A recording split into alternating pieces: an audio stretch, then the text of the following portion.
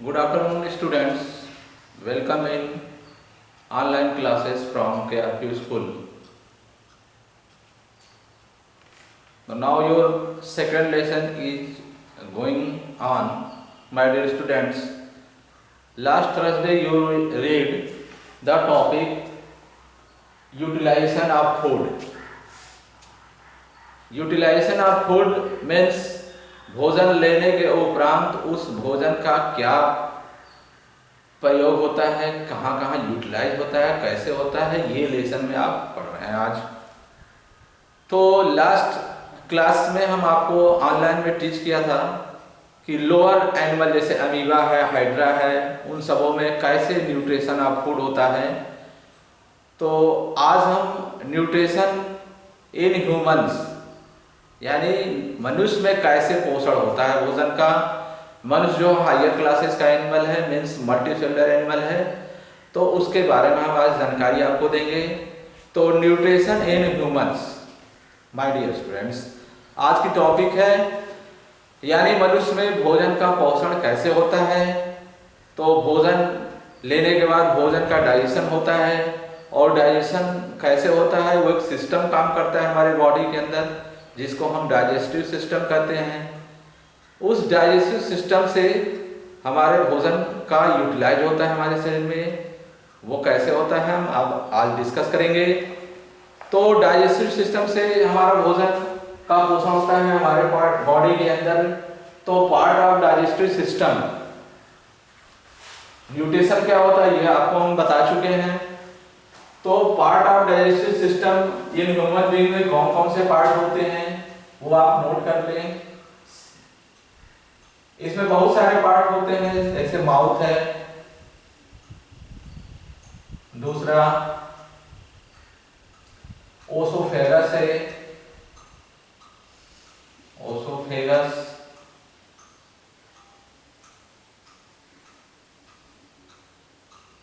तीसरा स्टमच है, fourth small intestine,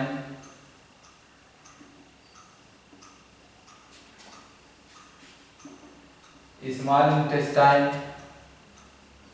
fifth large intestine,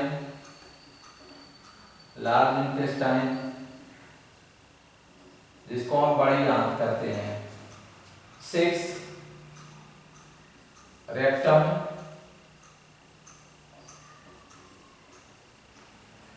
rectum and seven anus. ये seven part होता है डाइजेस्टिव सिस्टम का। हमारे बॉडी के अंदर डाइजेशन का स्टार्टिंग माउथ से होता है। तो हम माउथ से शुरू करते हैं। माउथ में कौन कौन सा चीज होता है, माउथ भी कई पार्टों का होता है। माउथ में टीथ होता है, टंग्स होते हैं, टंग होता है, टीथ होता है, सलेवरी ग्लैंड होता है। ये सारे माउथ में होते हैं जिससे हमारा डाइजेशन में हेल्प कराते हैं। तो टीथ से शुरू करते हैं। माउथ में फर्स्ट हम माउथ से शुरू करते हैं। माउथ में टीथ होता है, टीथ आपको बताना नहीं होगा। टीथ क्या हेल्प करता है, भोजन को कट करने में हेल्प करता है, भोजन को छोटे छोटे टुकड़ों में काटता है, भोजन को पीसने का काम करता है। ये सारे हमारे टीथ के हेल्प होते हैं। दूसरा है माउथ का एक पार्ट, दूसरा है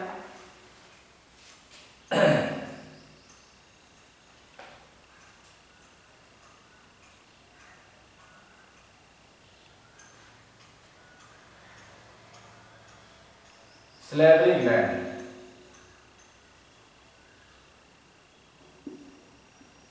सलेवरी ग्लैंड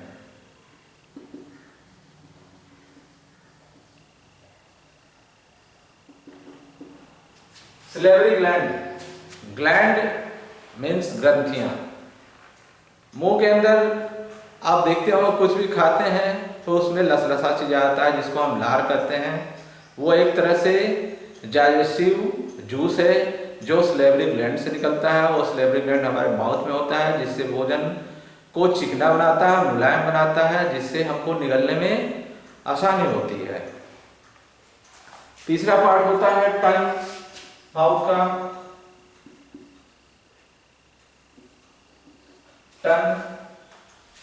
टंग भोजन को इधर उधर घुमाने में हेल्प करता है, भोजन को निगलने में, स्वॉलिंग में काम करता है। टंग में बहुत सारे बर्ड्स होते हैं, टेस्ट बर्ड्स होते हैं। अलग अलग बर्ड्स अलग अलग टेस्ट को बताते हैं। तो हमारे टंग्स में बहुत सारे बर्ड्स होते हैं, यानी टेस्ट बर्ड होते हैं। जैसे बीटर टेस्ट बर्ड होता है, अगर कोई चीज़ तीखा लग रहा है तो वो जीभ के किसी अलग पार्ट से पता चलता है। कोई चीज़ मीठा है तो अलग हमको टेस्ट बर्ड बताता है, वो जीभ में और होता है। वो भी साल्टी कोई चीज़ खा रहे हैं तो वो साल्टी वाला जो बर्ड्स होता है वो बताता है। कोई चीज़ खट्टा खा रहे हैं तो वो वाला बर्ड्स बताता है। तो इस तरह 4 टाइप के टेस्ट बर्ड्स होते हैं हमारे टंग्स में। अब हम नेक्स्ट आपको बताते हैं पार्ट ऑफ डाइजेस्टिव सिस्टम का, ओसोफेगस।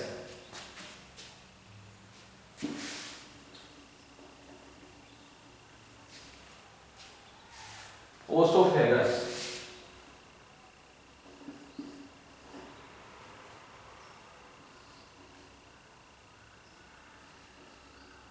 ओसोफेगस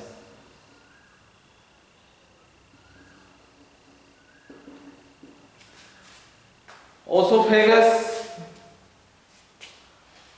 एक मसल्स ट्यूब होता है जो हमारे माउथ से और स्टमक से जुड़ा हुआ आता है। जब भोजन छोटे छोटे टुकड़े में कट जाता है, भोजन चिकला फिसलने लायक हो जाता है, तो वो जब फिसल के हमारे स्टमक तक पहुंचता है तो जिस पार्ट से पहुंचता है उसको हम ओसोफेगस कहते हैं। ये लगभग 10 इंच का होता है, 10 इंच लंबा होता है। ये 10 इंच मस्कुलर ट्यूब होता है, 10 इंच का होता है। ये 10 इंच लंबा होता है। ये तीसरा पार्ट है हमारा डाइजेस्टिव सिस्टम का, वो स्टमक है।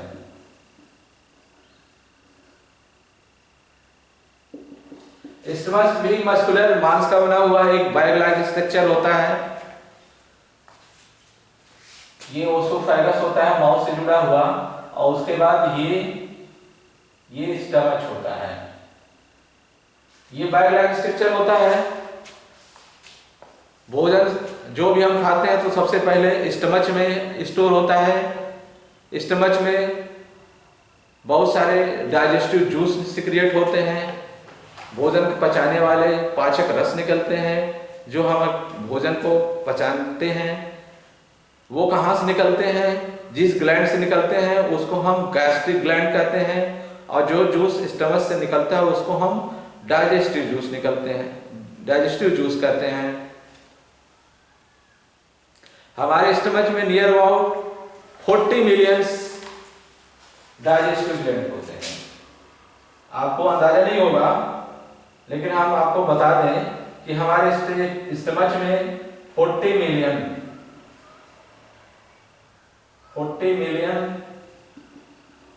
लगभग 40 मिलियन डाइजेस्टिव ग्लैंड होते हैं, जिससे जूस निकलते हैं और भोजन को पचाने में हेल्प करते हैं। अब तीसरा हमारा पार्ट है डाइजेस्टिव सिस्टम का, फोर्थ वाला इंपॉर्टेंट पार्ट है, वो है small intestine. Small intestine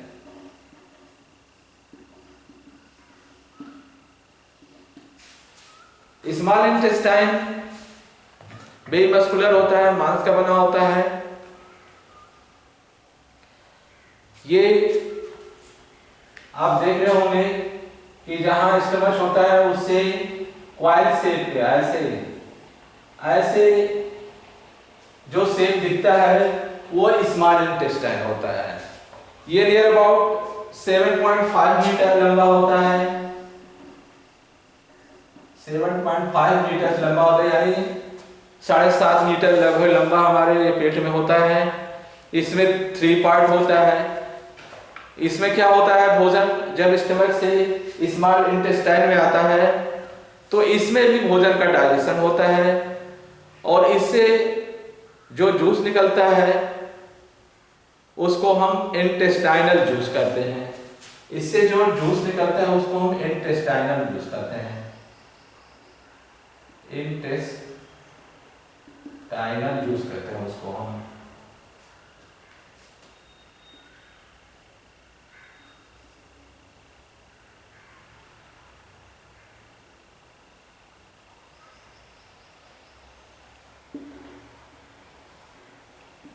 intestinal juice करते हैं।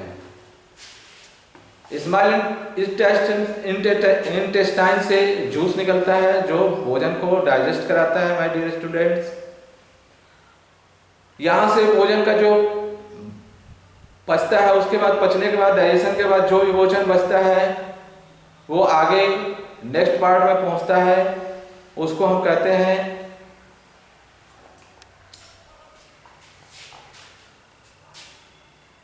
लार्ज इंटेस्टाइन, यानी बड़ी नाल,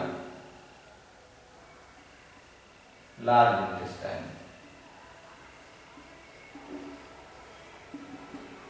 लार्ज इंटेस्टाइन में भोजन जब आता है तो वहां उस भोजन का कंप्लीट डाइजेशन हो जाता है। अगर भोजन जो भी थोड़ा बहुत पचना बाकी रह गया वो सारा जो है कहाँ पच जाएगा, लार्ज इंटेस्टाइन में हो जाएगा।